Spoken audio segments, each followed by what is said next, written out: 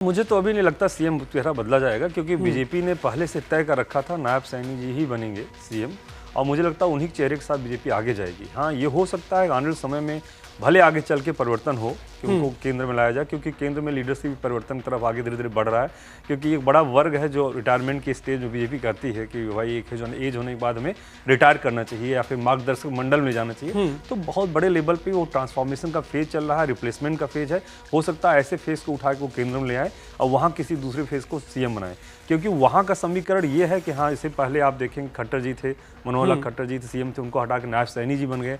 अब नायब सैनी जी को हटा के किसको बनाना चाहते हैं, उसका दलित फेस ले आए कोई, या और कोई ऐसा महिला फेस ले आए जिसके कारण से मैसेज देना चाहते हैं। बीजेपी उस तरह पॉलिटिकल पार्टी नहीं किसी एक चेहरे के लिए लंबे समय तक आगे बढ़ती है। वो अलग अलग वर्ग, अलग अलग समुदाय को अपने साथ रखती है और सबको मौका देती है कि राज्य में नेतृत्व करने का। तो हो सकता है वो मैसेज देना चाहें बाद में, लेकिन अभी इस स्टेज मुझे लगता है कि वो नायब सैनी को हटा किसी और सीएम बनाएंगे। नायब सैनी ने पिछले कुछ दिनों में, कुछ सालों में बताऊं तो बहुत बड़ा पॉजिटिव इंपैक्ट डाला है पूरे राजनीति, हरियाणा की राजनीति में।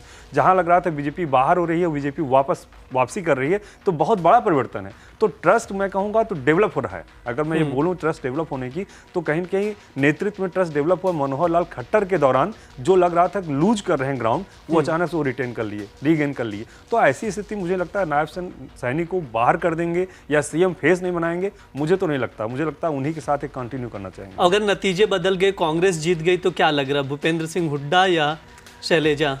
ये कहना भी जल्दबाजी है। देखिए, क्योंकि दावे दोनों ओर से किए जा रहे हैं। जी, निश्चित रूप। देखिए, यही तो सबसे अच्छी बात है डेमोक्रेसी की। जो गद्दार नेता होते हैं हमेशा क्लेम करते हैं कि जिनका हायर पोस्ट है उन्हीं का क्लेम है। मुझे नहीं लगता है कि अभी इस बारे में केंद्र बहुत, मतलब केंद्र मीन्स कांग्रेस जो केंद्रीय टीम है, जो वो कहीं बहुत गंभीरता सोच रही है।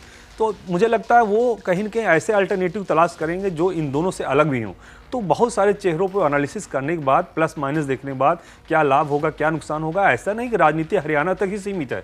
आप देखिए तो कांग्रेस पूरे भारत में रिटेन करना चाहती है पोजीशनिंग, केंद्र में विशेष करके वो सत्ता मानना चाहती है। अगर वो मैसेजिंग किस तरह करना चाहते हैं, हुड्डा को ले आएंगे तो वही ब्लेम लगेगा कि हुड्डा जैसे नेता जो कई सालों तक रहे हैं सत्ता में, उन्हीं को वापस ला रही है। ये कहीं न कहीं सत्ता लोभी लोगों को प्रमोट करती है, इस तरह के ब्लेम लगेंगे। तो ऐसी स्थिति में वो बचना चाहेंगे। हाँ, एक महिला फेस में शैलजा जी हैं जिनका चेहरा लेके कांग्रेस बढ़ सकती है। तो मुझे लगता है कि बहुत सारे बिंदु हैं जिसको वो एनालिसिस करेंगे, उसका रिव्यू करेंगे, अकॉर्डिंगली वो डिसीजन लेंगे।